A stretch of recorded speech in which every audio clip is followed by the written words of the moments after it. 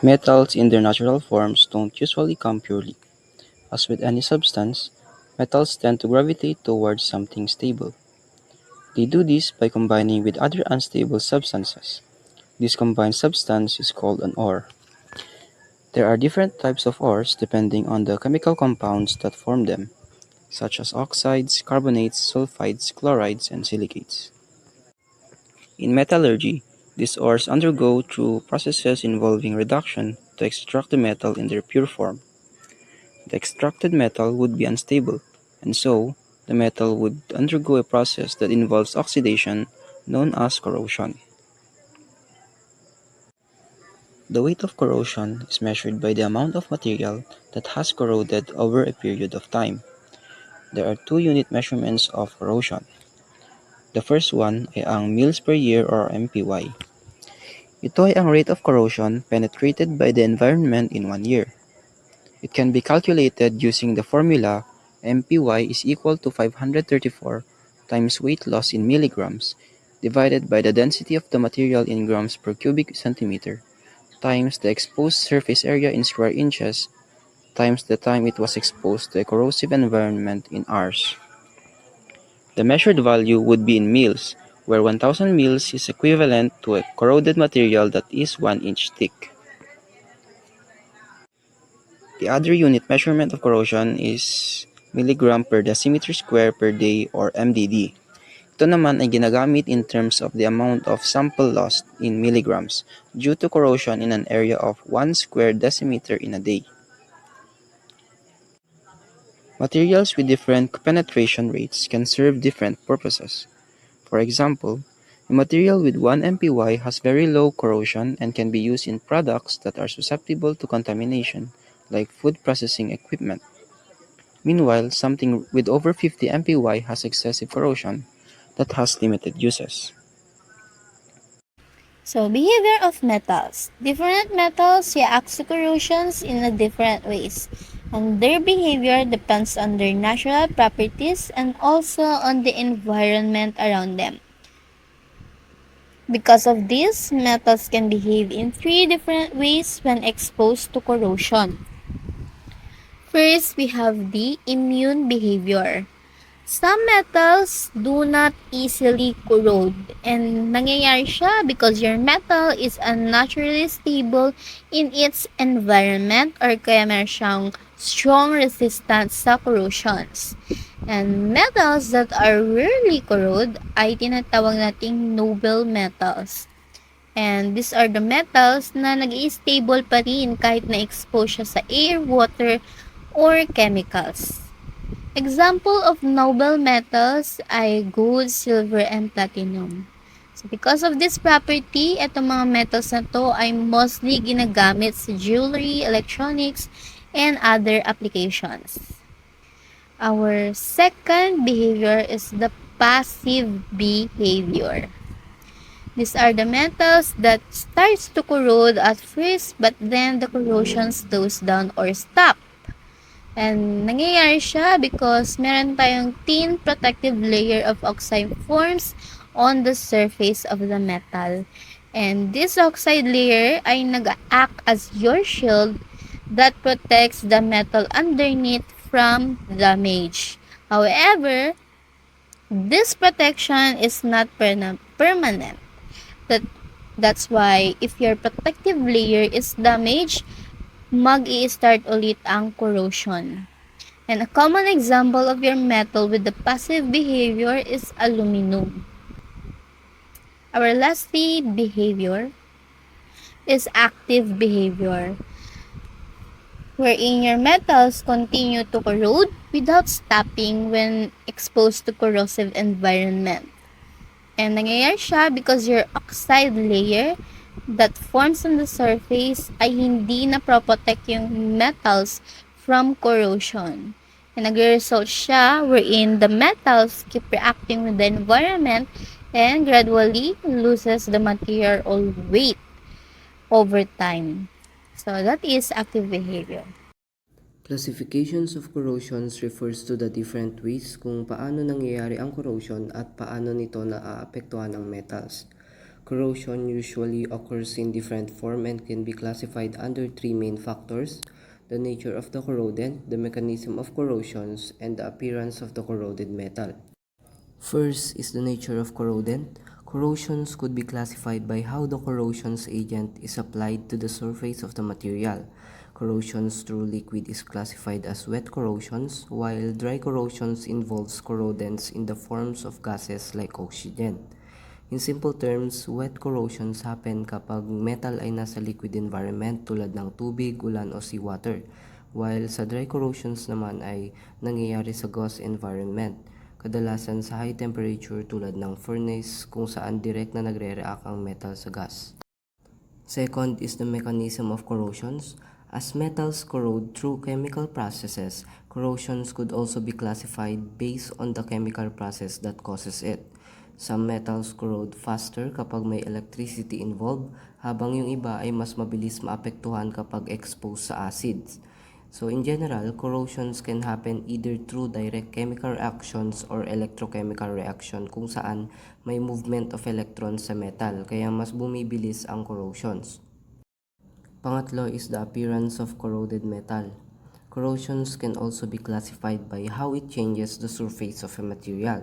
So this refers to how the damage looks and spreads on the metal surface. Una dito is the uniform corrosion.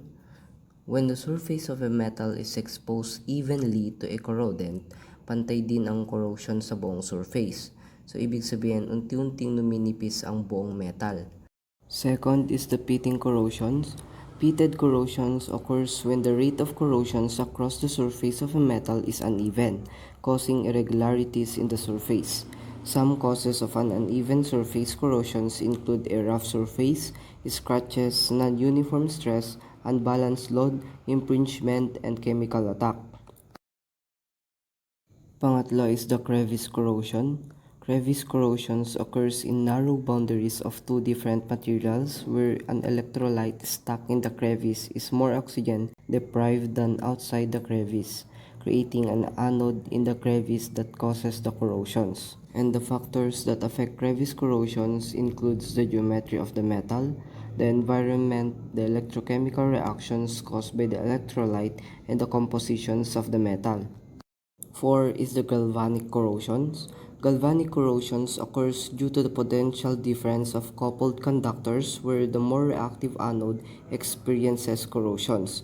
The rate by which the corrosions occurs is affected by the potential of the two metals, the environment, the polarizations of the metal, and their geometry. The electrical cell potential of the galvanic cell could be categorized into either a composition cell or a concentration cell. In a composition cell, the metal with a higher potential corrodes, while in a concentration cell, the metal that is submerged in a lower concentrate of electrolytes corrodes. 5 is the erosion corrosion. Corrosion could be expedited by the physical erosions where corroded material is removed from the surface of the metal, exposing the non-corroded metal underneath. There are two special forms of corrosion erosion, which is the cavitations and the impingement. Cavitations are caused by flow separations against a surface creating relatively low pressure areas along a surface. These cavitation bubbles implode on the surface of the corroded metal which causes and breakage of the corroded material. Impingement, meanwhile, is caused by turbulent flow which causes the corroded material to break off. 6 is the intergranular corrosion. Grain boundaries in metal are more anodic compared to the rest of the grain, which makes them more susceptible to corrosion. Lastly is the stress corrosion cracking or SCC. It happens when tensile stress and a corrosive environment act together, forming cracks that slowly grow inside the metal and may lead to sudden failure without warning. Mechanisms of corrosion. As said earlier, the chemical processes that cause corrosion can differ from case to case. First case, dry corrosion. In dry corrosion, corrodants like oxygen, sulfur, halogen, and hydrogen sulfides cause the reaction, usually in ambient or high temperatures. An oxide layer is formed at the surface and the process could be represented by this equation. M here is the metal and N represents the metal's oxidation number. There are three types of oxide layers: a porous oxide film, a non-porous, adherent and protective oxide film, and a flaking oxide film. These films are produced based on how the corrodant diffused through the surface of the material. The second case, wet corrosion. In this type of corrosion, the environment is aqueous where multiple electrochemical reaction occurs. This produces dissolved species and non-soluble corrosion products and is driven by the tendency of the overall system to move from a high to low energy state. The electrochemical theory of the corrosion is based on Wegener and Troud's 1938 mixed potential theory, which states that any electrochemical reaction is a mix of an oxidation and a reduction reaction, and net charge remains the same during an electrochemical reaction.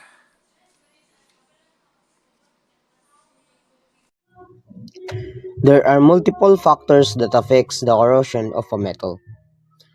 Latent properties of a metal affects its rate of corrosion. In a galvanic series, the more reactive metal suffers corrosion more than the lesser reactive metal.